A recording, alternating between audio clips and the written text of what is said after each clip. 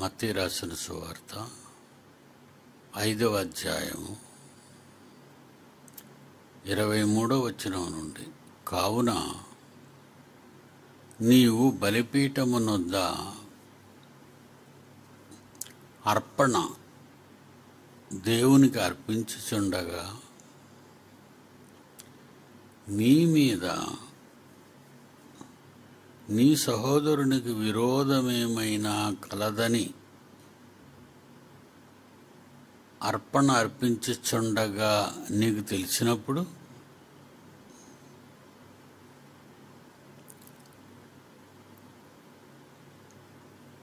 అక్కడ నీకు జ్ఞాపకము వచ్చిన పక్షమున అక్కడ బలిపీఠం ఎదుటనే నీ అర్పణము విడిచిపెట్టి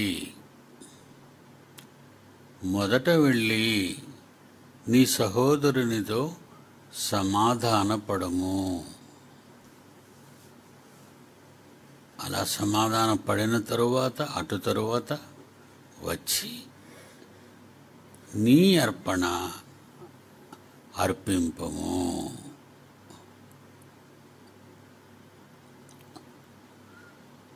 క్రైస్తవులలో ప్రేమ, అనురాగం, మమత ఇవన్నీ ఉంటాయని లోకం అనుకుంటూ ఉంటుంది. మనలో ప్రేమ, దయ, మంచితనం, క్షమాహృదయం మనలో ఉండాలి. ఎందుకంటే మనం క్రైస్తవులం కదా, క్రీస్తును ధరించుకున్నవాళ్ళం. కొట్టిన మహానుభావుడు ఏమనలేదు, కొరడాలతో భయంకరంగా ఇనప మొలకలు ఆ కొరడా తాళ్ళకు కట్టి లాగినప్పుడు కొట్టగానే అవన్నీ శరీరంలో గుచ్చుకుపోయి కొట్టినవాడు లాగేటప్పటికి అక్కడ మాంసాన్ని తీసేస్తూ ఉంటుంది. చేపలకి గాలం అయ్యగానే ఎలాగైతే గొంతుకులో చిక్కుడు పోయి రాకుండా వెళ్ళిపోద్దో చేప బయటకు వచ్చేస్తుంది. ఇది అలా కాకుండా దిగబడినటువంటి ఆ మొనలు యేసు చర్మాన్ని బయటికి లాగిస్తూ ఉంటుంది. ఎన్నో పాటల్లో మరి కుమారుడు జాన్సన్ చిత్రీకరించాడు. అవి దేవుని పిల్లలారా, మనం అనగానే సమాధానం, సంతోషం, క్షమాహృదయం, ప్రేమ క్రైస్తవ్యంలో ఉండాలి. మనలో కోపాలు, ద్వేషాలు, పగలు, తృణీకరించడాలు, బూతులాడ్డాలు, అవమానపరచడాలు ఇలాంటివన్నీ కూడా మనలో ఉన్నాయి. అవి తీసేయాలి మనం. అవి ఉండకూడదు, అసలు మనలో ఉండకూడదు. ఈరోజు క్రైస్తవ దేశాలు అని అనుకున్నవే బాంబుల వర్షాలు కురిపిస్తూ శత్రువుల మీద వేలాది మందిని చంపేస్తూ ఉన్నారు. దేనికోసం?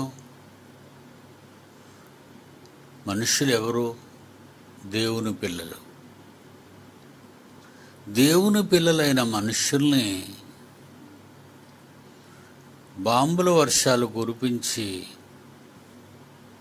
వాళ్ళ ఇల్లు ముక్కలై నేల కూలిపోగా ఆ ఇంటిలో ఉన్నవారు ఆ శిథిలాల కింద కన్ను మూస్తున్నారు. ఇది పగ, ద్వేషం, కోపం కాదా?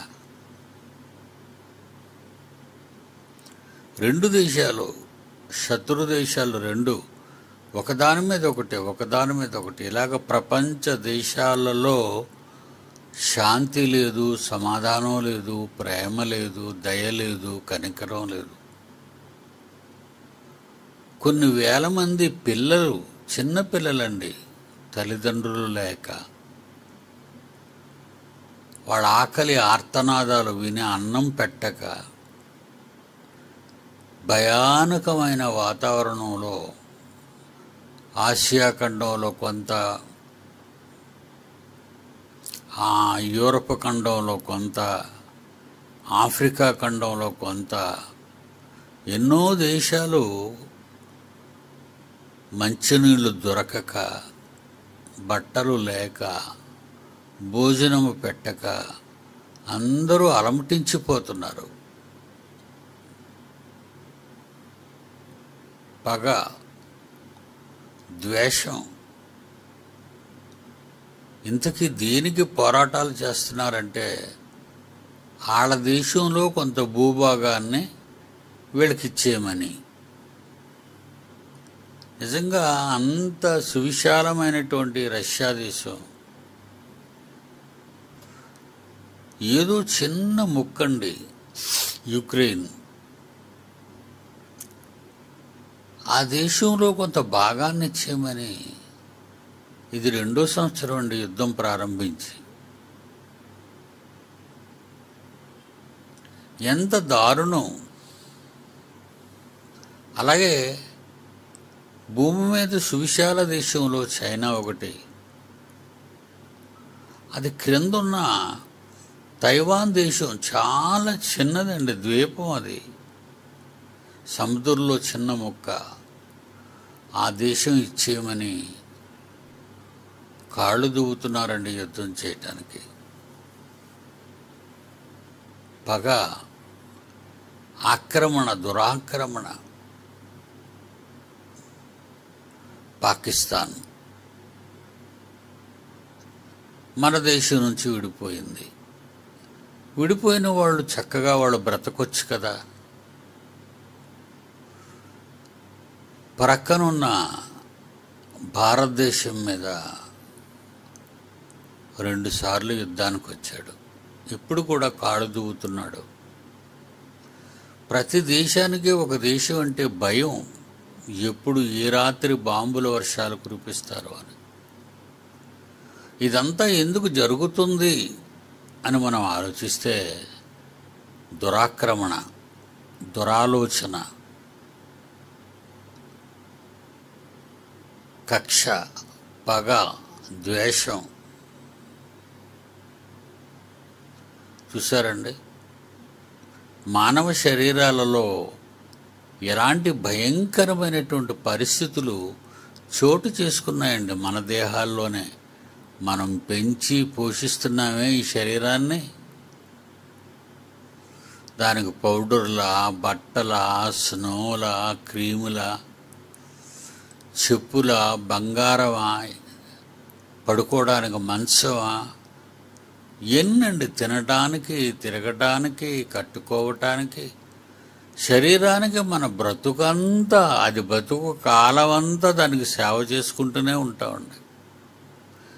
ఎంత సేవ చేసుకుని ఉన్నా ఇంకా కావాలి అంటదండి. ఇక చాలండి, ఇక నాకు అవసరం లేదు అని శరీరం అంటదండి. అందండి, ఇంకా కావాలి. చూడండి, జాన్సన్ గారి పాటలో వాళ్ళందరూ దయానీయమైన స్థితి, చావులు, ఆత్మహత్యలు, ఎలా చచ్చిపోతున్నారు. దీనంతటికీ కారణం మనిషిలో ఉన్న కోపం, పగ, ద్వేషం, నరహత్య. ఇలాగున్న వాళ్ళు దేవునికి ప్రార్థన చేస్తే వింటారా? దేవుడు వింటారా? వినరండి. మనసులో ఇంత కల్మషాన్ని పెట్టుకొని ప్రభువా తండ్రి అని నువ్వు ఏడ్చుకొని ప్రార్థన చేసినా ఆయన వినడండి. ఆయన వినాలంటే నువ్వు ఒక పని చేయాలి. అదే యేసుప్రభు ఈ కొండ మీద ప్రసంగాల్లో చెప్పాడు. నువ్వేం చెయ్యాలి అంటే 23 నీవు బలిపీఠమునొద్ద 5:23 మత్తయి సువార్త. నీవు బలిపీఠమునొద్ద అంటే ప్రార్థన చేయటానికి నువ్వు పూనుకున్నప్పుడు, నన్ను అడగడానికి నువ్వు మోకరిల్లినప్పుడు, మీరు ప్రార్థన చేయనప్పుడు, లేదా బలిపీఠమునొద్ద అర్పణము అర్పించుచుండగా నీ మీద నీ సహోదరునికి విరోధమేమైనా కలదని అక్కడ నీకు జ్ఞాపకము వచ్చిన పక్షమున, అక్కడ బలిపీఠము ఎదుటనే నువ్వు దేవునికి ఇవ్వవలసిన అర్పణను విడిచిపెట్టి మొదట వెళ్ళి నీ సహోదరునితో సమాధానపడము, అటు తర్వాత వచ్చి నీ అర్పణము అర్పింపుము. చాలామంది చేసినవన్నీ చేసేస్తారండి, ప్రార్థన చేస్తారండి. దేవా, నేను పాపిని, నన్ను క్షమించు. ఒక విషయం మర్చిపోతున్నారండి క్రైస్తవులు. నీవు ఎవరి ఎడల పాపం చేశావో ముందు అతని దగ్గరికి వెళ్ళి క్షమాపణ కోరాలి, దేవుడి దగ్గర కాదు. నువ్వు ఎవరి దగ్గర పొరపాటు చేశావో ఆ వ్యక్తి దగ్గరికి వెళ్ళి క్షమాపణ కోరాలి. ఆ తరువాత వచ్చి దేవుడికి అర్పణము అర్పించాలి. నీ ప్రార్థన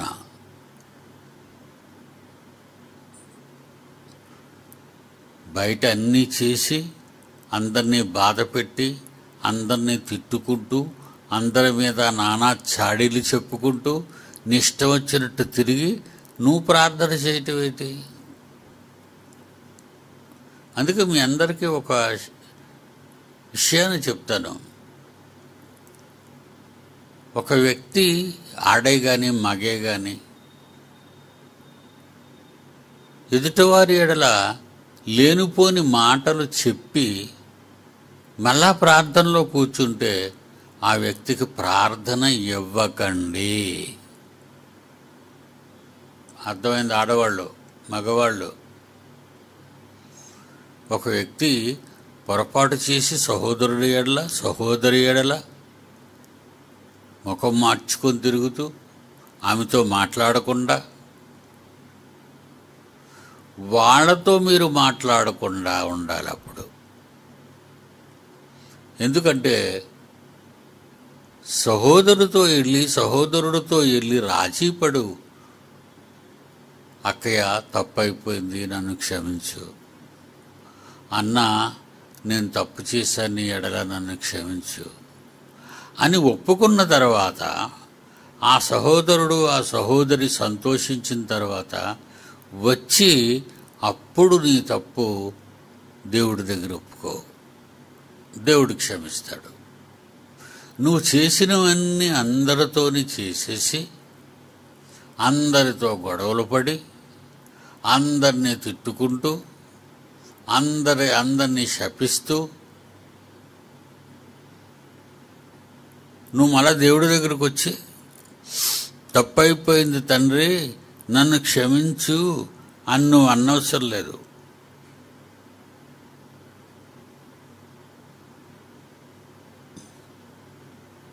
అర్థమైందా? దేవుని పిల్లలారా, క్రైస్తవ జీవితం చాలా సున్నితమైంది. పసిపిల్ల మనస్సు లాంటిది క్రైస్తవ జీవితం. పసిపిల్లవాడు ఎలాగైతే గిలితే ఏడుస్తాడు, నువ్వు నవ్విస్తే నవ్వుతాడు. ఇంతకుముందు నన్ను గిల్లాడు కదా అనే మనస్సు చంటిపిల్లల్లో ఉండదు, వాళ్ళలో ఉండదు. అది మర్చిపోతారు వెంటనే. ప్రతి తప్పుని మర్చిపోయేటంతటి జ్ఞానాన్ని మీరు కలిగి ఉండాలి, గుణాన్ని మీరు కలిగి ఉండాలి. ఇప్పటికేనండి సంఘంలో చాలామంది మాట్లాడుకోరు అని విన్నానండి. పగలేమైనా పెట్టుకున్నారా? కక్షలు ఏమైనా పెట్టుకున్నారా? క్రోధాలు ఏమైనా పెట్టుకున్నారా? చూడండి, ఈ రోజుల్లో చర్చిలన్నిట్లోనూ గొడవలేనండి, అల్లర్లు, గొడవలు. దేవుని గురించి కాదండి, లోక సంబంధమైన కోరికల గురించి, లోక సంబంధమైన కోరికల గురించి కోపాలు తెచ్చుకొని ఒకరినొకరు మాట్లాడుకుంటూ.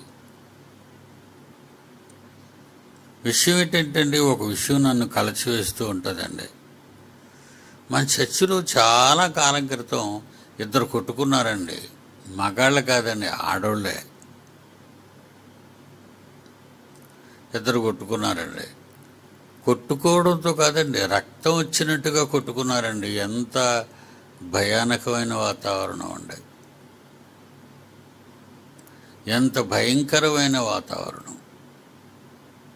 చాలా బాధపడ్డానండి.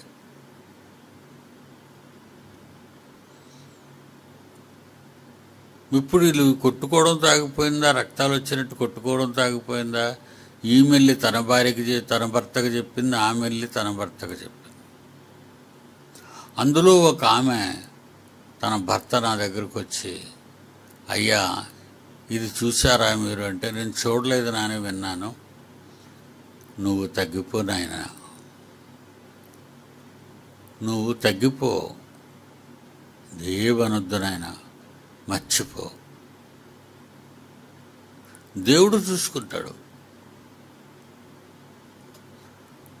అలా అని కొట్టినప్పుడు ప్రార్థన మానేస్తుంది, ప్రార్థనలు చేస్తుంది, బంగారు వాక్యాలు చెప్తుంది.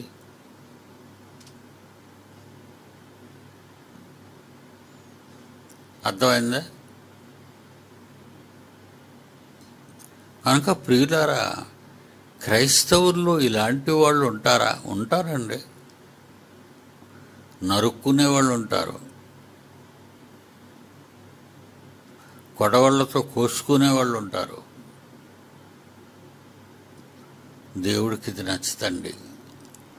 ఏ తండ్రి తన కళ్ళ ముందు పిల్లలు కొట్టుకుంటూ చప్పుకుంటూ ఉంటే చూస్తారు? కయ్యను హెబ్రు కొట్టుకునేటప్పుడు, అంటే కయ్యను రాయితో ఆయన బుర్ర పగలగొట్టే టైంలోనో, అప్పుడు ఆదామాములు ఉంటే కొట్టుకొనిస్తారా? వాళ్ళని కొట్టుకొనివ్వరండి. అలాంటిది పరలోకపు తండ్రి కొట్టుకొనిస్తాడండి మనల్ని? ఆయనకి ఇష్టమా అండి? ఆయనకి ఇష్టం లేదండి. మరి ఆయన పిల్లలు తన కళ్ళ ముందు కొట్టుకుంటుంటే ఆయన ఏం చేస్తాడండి? బాధపడతాడండి, కన్నీరు కారుస్తాడండి. దేవుని పిల్లలారా, మనం క్రైస్తవులు, మన నోట సరసోక్తులు కానీ, బూతులు కానీ, తప్పుడు మాటలు కానీ, అబద్ధ సాక్ష్యాలు కానీ, చూడకపోయినా ఊహించి మాట్లాడడం కానీ, కొట్టుకోవటం కానీ, ఇలాంటివన్నీ మనం చేయకూడదు. మనం చాలా సున్నితమైన వాళ్ళం. చిన్నపిల్లల మనస్సు వంటి ఇదై ఉండాలి క్రైస్తవుల మనస్సు. ప్రేమ కలిగి ఉండాలి, గౌరవంగా మాట్లాడుకోవాలి, గౌరవంగా పిలుచుకోవాలి. కానీ ఈరోజు క్రైస్తవ్యం కుటుంబాలుగా కొట్టుకోవడం, వ్యక్తులుగా కొట్టుకున్న దగ్గర నుంచి, కుటుంబాలుగా కొట్టుకున్న కాడి నుంచి, ఊర్లే తగలబెట్టుకున్న కాడి నుంచి, దేశాలే ఈరోజు యుద్ధాలు చేస్తున్నాయి. సరే, సాతాను ఎంత పెద్ద కుట్ర పన్ని మనల్నందరినీ చంపేస్తున్నాడండి. వాడు నరహంతకుడు, మన శత్రువు నరహంతకుడు. వాడికి దేవుడు పరలోకం ఇవ్వలేదు. సాతానుకి పరలోకం ఇవ్వలేదు, మనకిచ్చాడు పరలోకం. మనకు పరలోకం ఇచ్చాడని కుట్రలు సాగించాడండి. పరలోకంలోనే కుట్రలు చేశాడు. అప్పుడు చాలా మంది దేవదూతల్ని పాడు చేశాడండి. వాడు పాడు చేశాడు. చూడు, మనం ఆయన ద్వారా పుట్టిన తరువాత ఇంతవరకు ఆయనకు మనం సేవ చేస్తూ ఉన్నాం దేవునికి. ఇప్పుడు ఆయనకు పిల్లల అవసరం వచ్చిందట. ఇంకప్పుడు మనం పుట్టలేదండి. ఆయనకు పిల్లలు అవసరమైందట. అవసరమై పిల్లలు కంటాడట. పిల్లలను కంటాడట. ఆ పిల్లలే పరలోక రాజ్యపు మహారాజ్యానికి వారసులట. ఇంకా పుట్టలేదు. పుట్టిన తరువాత వాళ్ళని మహాలోకానికి వారసులుగా చేస్తాడట. ఇదేమైనా బాగుందా? మీరు చెప్పండి అనగానే ఏ దూతండి బాగుంది అంటాడు? అధికారం వస్తే వద్దంటాడా ఏ దేవదూత అయినా? దేవదూతలు అప్పుడు తప్పులు చేశారు, ఇప్పటికీ తప్పులు చేస్తూనే ఉంటారండి దేవదూతలు తప్పులు చేయరని మీరు అనుకోకండి. అలానే తప్పులు చేసిన వారిని దేవుడు ఎవరిని విడిచిపెట్టడండి. ఆ రోజు కోటాను కోట్ల మంది దేవదూతల సైన్య సమూహాలని పరలోకం నుంచి గెంటేశాడండి, కిందకి భూమి మీదకి వచ్చాడు. అక్కడ ఉండకుండా పంపించేశాడు. ఎక్కడికి వచ్చారు వాళ్ళు? భూమి మీదకి వచ్చారు. ఆకాశ మండలంలో ఉన్నారు వాళ్ళు. తెలుసా మీకు? దయ్యాలు ఎక్కడున్నాయో తెలుసా? ఆత్మలు ఎక్కడున్నాయో తెలుసా? ఇవి మనుషులకు పట్టిన దయ్యాలు కావు. దయ్యాలే మనుషుల్లో దూరి కూర్చుంటాయి మన మధ్య. బయటకు మాత్రం అమాయకంగా ఉంటారు. లోన మాత్రం తేడా జరిగితే ఏవైనా చేయడానికి ఆగరు. ఆకాశం మీద ఉన్నాయట. ఎంతమంది ఉన్నారు? ఎఫ్సి పత్రిక 2వ అధ్యాయం ప్రారంభ వచనం చూడండి. ఎక్కడికి వచ్చున్నాయో. పరలోకానికి వెళ్ళలేవు, దేవుడు పరలోకానికి రానివ్వడు. మరి ఎక్కడొచ్చున్నాయి అవి? ఎఫ్సి 2వ అధ్యాయం 2వ వచనంలో ఎక్కడికి వచ్చున్నాయి? వాయుమండల సంబంధమైన అధిపతి. వాయుమండలం ఏది? మీ కళ్ళు కనబడినంత వరకు, కనబడనంత వరకు చాలా పెద్దది ఆకాశం. ఈ విశ్వంలోకి వచ్చేసాయి అవి. ఆకాశమండల వాయుమండల సంబంధమైన అధిపతి. ఎఫ్సి పత్రిక 6వ అధ్యాయం 12వ వచనం. ఎఫ్సి పత్రిక 6వ అధ్యాయం 12వ వచనం. ఆకాశమండలమందున్న దురాత్మల సమూహము, దురాత్మలు కోట్లు. మనకి పరలోకం ఇవ్వడట. ఆయన పిల్లలకు మనం సేవ చెయ్యాలట. వాళ్ళు పుట్టి భూమి మీద పెద్దవాళ్ళైతే వాళ్ళకి మనం సేవ చెయ్యాలట. హెబ్రీ 1:13 మనం సేవ చెయ్యాలా? మనం ఆ పిల్లలకి సేవకులమా? ముందు మనం పుట్టాం కదా, ముందు దేవుడు మనలు చేశాడు కదా. తర్వాత వచ్చే పిల్లలు వారసులా? వాళ్ళ మహాలోకానికి వారసులు. హెబ్రీ పత్రిక 1వ అధ్యాయం 14వ వచనం. మొదటి పత్రిక హెబ్రీ పత్రిక 1వ అధ్యాయం 14వ వచనం. ఈ దేవదూతలు కోటాను కోట్ల మంది దేవదూతలు పరలోకంలో ఉన్నవాళ్ళు, భూమి మీదకు పడద్రోయబడిన వారు కాదు. వాళ్ళని తోసేశాడు. వాళ్ళు వెళ్ళిపోయారు. వాళ్ళు పరలోకంలో లేరు. కానీ పరలోకంలో ఉన్న కోటాను కోట్ల మంది దేవదూతలు రక్షణను స్వాస్యము పొందబోయే మనకు బాప్తిస్మము ద్వారా నీళ్లలోకి దిగి ఎప్పుడైతే బాప్తిస్మం పొందామో అప్పటి నుంచి దేవుని కుమారులం అయిపోతాం. మనం రక్షణ అను స్వాస్యము పొందబోవు వారికి మనమట పరిచారము చేయుటకై పంపబడిన సేవకులైన ఆత్మలవట. మనం వాళ్ళు బాప్తిస్మం పొందితే వాళ్ళు బ్రతికినంత కాలం మనం సేవ చేయాలట.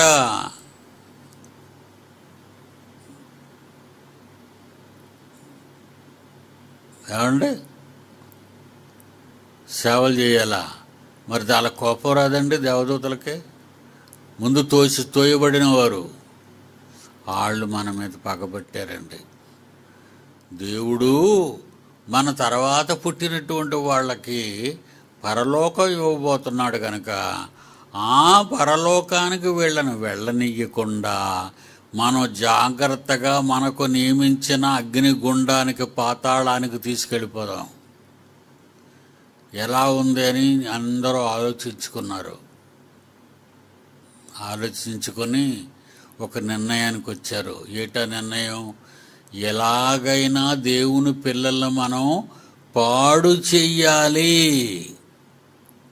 ఎలాగైనా దేవుడు పిల్లల్ని మనం పాడు చెయ్యాలి అని ప్రకటన 12వ అధ్యాయం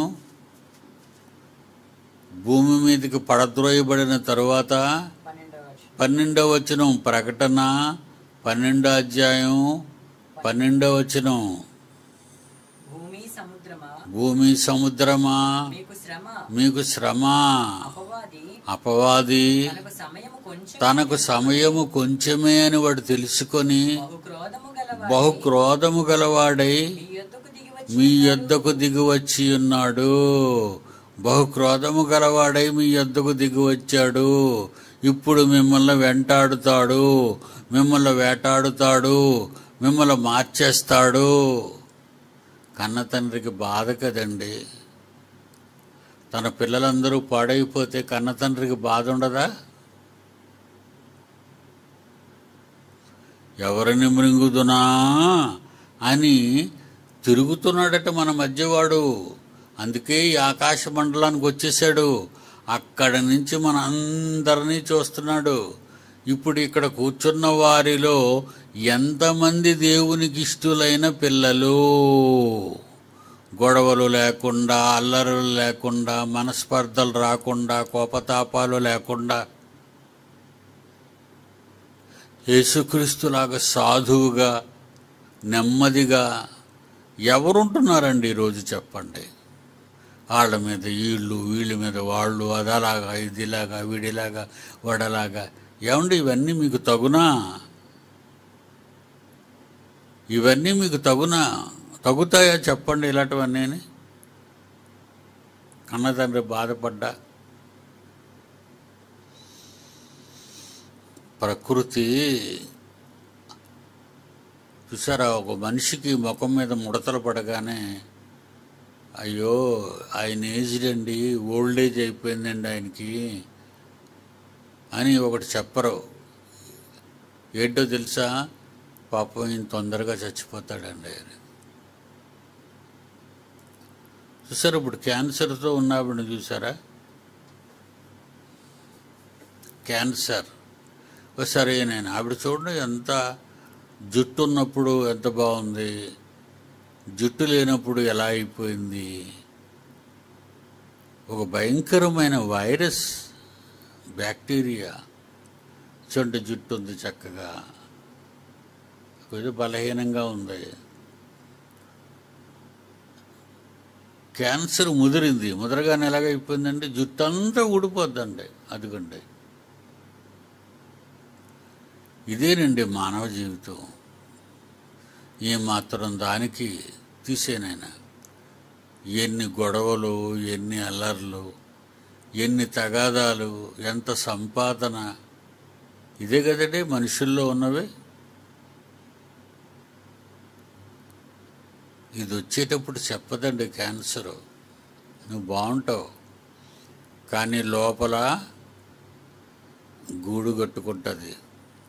ఒక సాలిపురుగు ఎంతనో గోడలకు సున్నాలేసి ఉంచిన ఒక చిన్ని పురుగు వస్తుంది. అది ఆ కొస నుంచి ఈ కొసకి, ఈ కొస నుంచి ఆ కొసకి చక్కటి గూడు కడుతుంది. చక్కటి గోడ వల ఎందుకు కట్టుకుంటుంది?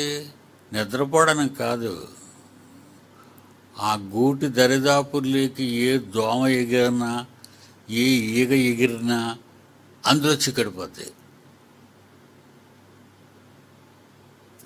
అది వెంటనే పాకుకుంటూ వెళ్ళి ఆ ఈగని, ఆ దోమని, ఆ పురుగుని తినేస్తుంది. మరి దాని ఆకలి తీరాలి కదా. అందులో చిక్కడిపోయింది. సాతానుగాడు కూడా మనకు వలేసేసాడు. ఈ ఫ్లోర్లో కూర్చున్న వాళ్ళకి ఎంతమందికి వల పడిందో నాకు తెలీదు, మీకు తెలీదు. నాకు వలేసిందని మీకు తెలీదు, కానీ వలేస్తుంది. తప్పుడు ఆలోచనలతో, తప్పుడు బుద్ధులతో, తప్పుడు పనులతో నువ్వు దేవుని సంఘానికి వచ్చావనుకో, ఏ పని చేయకుండా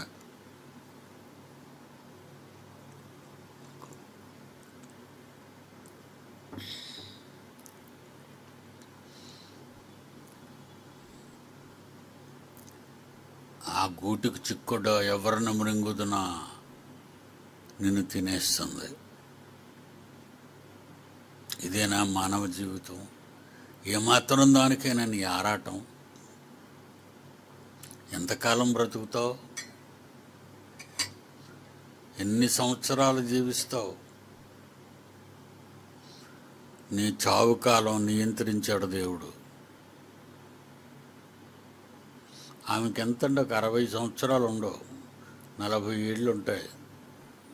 క్యాన్సర్ వచ్చింది. దీనికి మందు లేదండి, తెలుసా? కొంతకాలం బ్రతికించటానికైనా కొద్ది కొద్దిగా మనం సహాయపడాలి. జబ్బును తీసేయలేవండి. అది పట్టిందంటే కీమోథెరపీలు ఇస్తారు. థెరపీలు ఇచ్చే కొద్దీ ఆమె ఆరిపోతుంటుంది, ఎండిపోతుంటుంది. దానివల్ల తగ్గదండి. దేవుని పిల్లలారా, ఇలాంటి ఎన్నో వైరస్లు ఉన్నాయి ప్రపంచంలో. అవన్నీ మనకు హాని తలపెడతాయి. సాతాను మనల్ని ఆరోగ్యంగా ఉంచదు. సాతాను మనల్ని బుద్ధిగా ఉంచదు. సాతాను మనల్ని తప్పు లేకుండా ఉంచదు.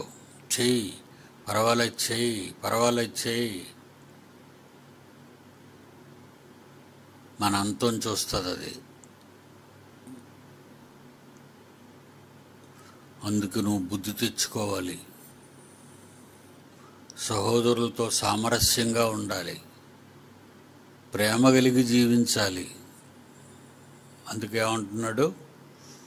మత్తయి సువార్త 5వ అధ్యాయం 24వ వచనం, బలిపీఠము ఎదుటనే నీ అర్పణము విడిచిపెట్టి మొదట వెళ్ళి నీ సహోదరునితో సమాధాన పడుము, అటు తరువాత వచ్చి నీ అర్పణము అర్పింపు, నేను తీసుకుంటాను.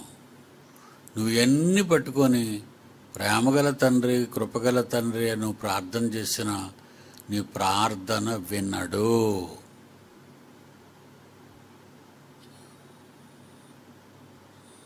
మీకు అర్థమైందా? ఇలాంటి కల్మషం అంతా సహోదరుని మీద విరోధాలు, సహోదరు మీద విరోధాలు పెట్టుకొని ప్రేమగల తండ్రి, కృపగల తండ్రి అని నువ్వు చెప్పినా ఆయన వినడు. ముందెళ్ళి సమాధానపడు. నెక్స్ట్ వీక్ అంతా ఎవరెవరితో విరోధంగా ఉన్నావు అందరి దగ్గరికి వెళ్ళి చేతులెత్తి దండం పెట్టు.